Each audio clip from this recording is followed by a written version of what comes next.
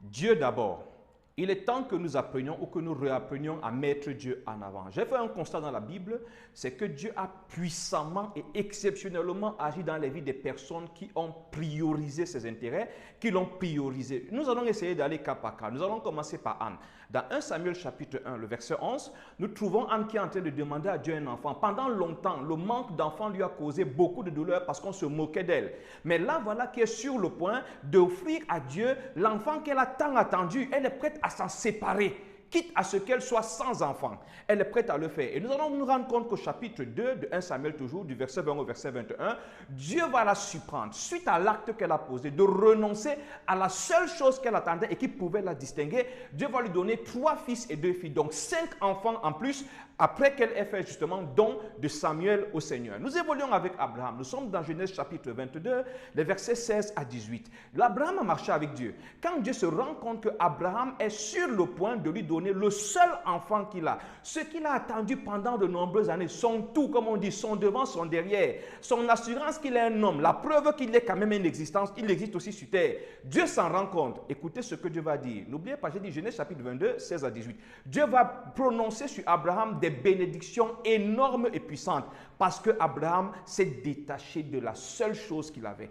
de ce qui faisait même son tout a été mis pour que Dieu soit satisfait et Dieu s'est souvenu. Nous allons du côté de Salomon, ce n'est pas dans l'ordre, nous prenons ces cas, tous ces cas sont dans la Bible, vous allez trouver dans la Bible. Salomon, nous sommes dans 1 Roi chapitre 3 verset 9 à 13. Dieu dit à Salomon, demande-moi ce que tu veux. Salomon pouvait dire à Dieu, je veux être plus beau, je veux avoir les femmes, je veux la puissance pour détruire mes ennemis. Non, Salomon demande à Dieu la sagesse pour s'occuper de l'œuvre de Dieu. Donc, il met encore Dieu en avant. Il oublie son profit, il oublie son intérêt. C'est le problème des croyants contemporains. Nos intérêts, nos douleurs, nos aspirations et nos calculs pèsent plus que la satisfaction de Dieu. C'est pour ça que nous hésitons entre faire ce qui va plaire à Dieu et faire justement ce qui va nous plaire. Mais nous nous appauvrissons et nous nous privons de beaucoup de grâce. Salomon fait un choix, c'est qu'il ne veut rien pour lui, il veut pour le Seigneur. Et quand le Seigneur va se rendre compte, Dieu va non seulement lui donner ce qu'il a demandé, nous sommes dans 1 Roi chapitre 3, verset 9 à 13, je l'ai dit tout à l'heure, mais en plus Dieu va le bénir au-delà. Dieu va lui donner tout ce qu'il n'a pas demandé. Nous allons du côté de Daniel. Nous sommes dans Daniel chapitre 1, le verset 8.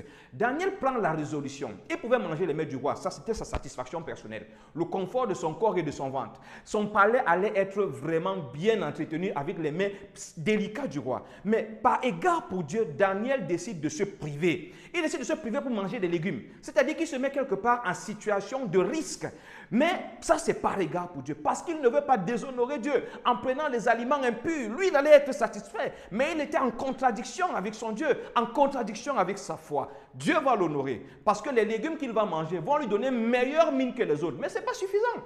Nous allons dans Daniel chapitre 6, verset 7 à 10. Lorsqu'on décide de mettre une loi qui dit que pendant une certaine période, personne ne doit prier un autre Dieu en dehors du Dieu de ce pays, Daniel, sachant bien sûr qu'il pouvait perdre ses privilèges, perdre son boulot, perdre même sa vie, ne peut pas jouer avec son Dieu.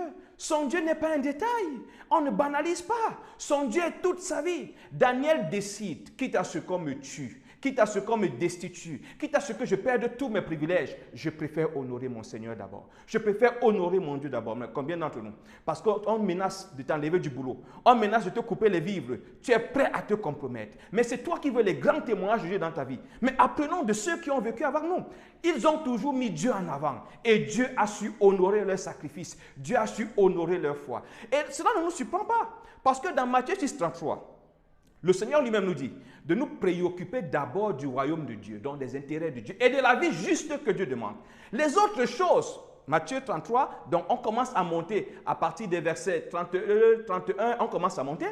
Les autres choses qui sont pour nous un sujet d'inquiétude, pour lesquelles souvent nous sommes prêts à nous compromettre, pour lesquelles nous avons l'impression que Dieu nous a abandonnés, pour lesquelles nous décidons de ne plus prier, de ne plus rien faire pour Dieu. Ces choses nous seront données, mais que Dieu soit d'abord satisfait. Et même là, ça ne nous surprend pas. Parce que quand on va retourner dans le livre de Rois, lorsque le prophète Élie va aller voir la veuve de Sarepta, on fera un constat. Élie va lui dire, donne-moi d'abord à manger. C'est-à-dire que oublie-toi d'abord. Fais d'abord ce que Dieu veut. Fais d'abord ce que Dieu veut. Oublie-toi d'abord. Parce que nous avons faim, nous ne pouvons pas servir Dieu. Parce que nous n'avons pas de vêtements, nous ne pouvons pas aller à l'évangélisation. Mais si tu décidais enfin de faire ce que la Bible dit, parce que je viens de te dire ce que la Bible dit. La Bible te dit de faire de Dieu la priorité. Et là, ce n'est même pas nouveau. Tu aimeras le Seigneur ton Dieu de tout ton cœur, de toute ton âme, de toute ta force, de toute ta pensée. C'est ce que ça veut dire. Si tu décidais enfin de dire Dieu d'abord, c'est sûr, ton histoire édifierait également les générations. Sois encouragé. Shalom.